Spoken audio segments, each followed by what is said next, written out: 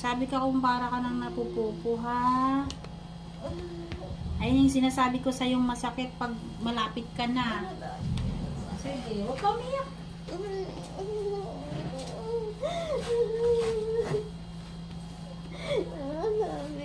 Sige, kaya mo yan. Natatay ka na ba? Magsabi ka pag may pumutok, ha? Huwag ka umiyak. Sige, kaya mo yan, Mamshi.